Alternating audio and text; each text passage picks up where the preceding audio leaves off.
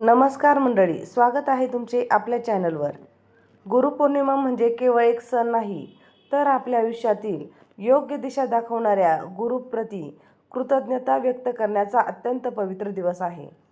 पण गुरुपौर्णिमेला गुरुची पूजा नेमकी कशी करावी आणि तिचे महत्त्व काय, आजच्या व्हिडिओमध्ये जाणून घेणार आहोत. चला तर मग सुरू करूया. या दिवशी सकाळी लवकर उठावे, आपल्या गुरुचे किंवा आपल्या आराध्य दैवत स्वामी समर्थ दत्तगुरूची मूर्ती समोर ठेवावी.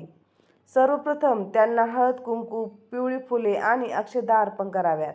धूप दीप दाखवून तुपाचा दिवा लावावा.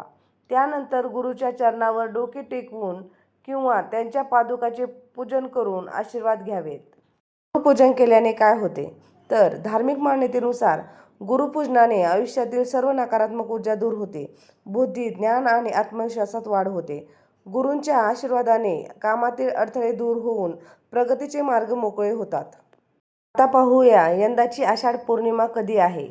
तर यंदा आषाढ पौर्णिमा तिथी 28 जुलै रोजी सायंकाळी 6:21 सुरू होईल, तर 29 जुलै रोजी रात्री 8:07 समाप्त होणार आहे. उदय तिथीच्या मान्यतेनुसार यंदा गुरुपौर्णिमा बुधवार दिनांक 29 जुलै 2026 रोजी साजरी केली जाईल. या दिवशी पूजेसाठी 3 महत्त्वाचे मुहूर्त आहेत. ब्रह्ममुहूर्त पहाटे 4:17 ते पहाटे 4:59 या काळात मंत्र जप आणि चिंतन करणे सर्वात उत्तम मानले गेले आहे. दुसरा मुहूर्त म्हणजे विजय मुहूर्त.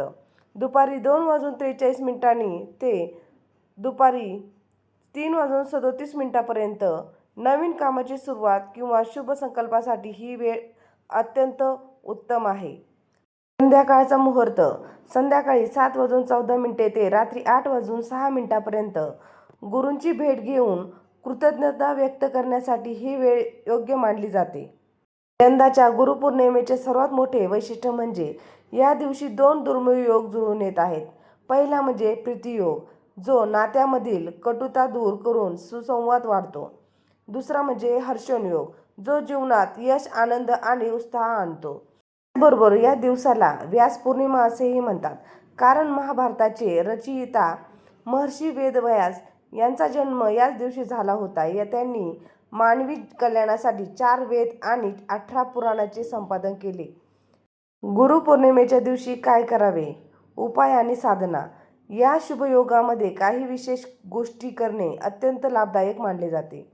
भगवान विष्णू किंवा श्रीकृष्णाची पूजा करून त्यांना तुळशीचे पाने, पिवळी फुले आणि नैवेद्य अर्पण करा.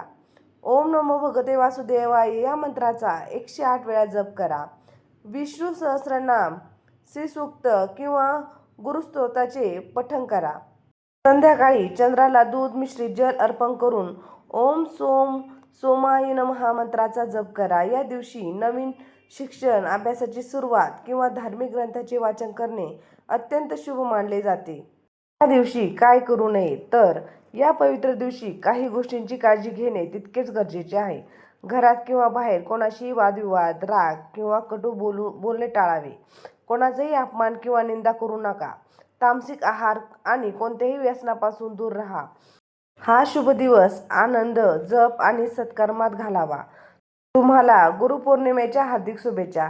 ही माहिती आवडली असल्यास व्हिडिओला लाईक करा, शेअर करा आणि आपल्या चॅनलला सबस्क्राईब करायला विसरू नका. धन्यवाद.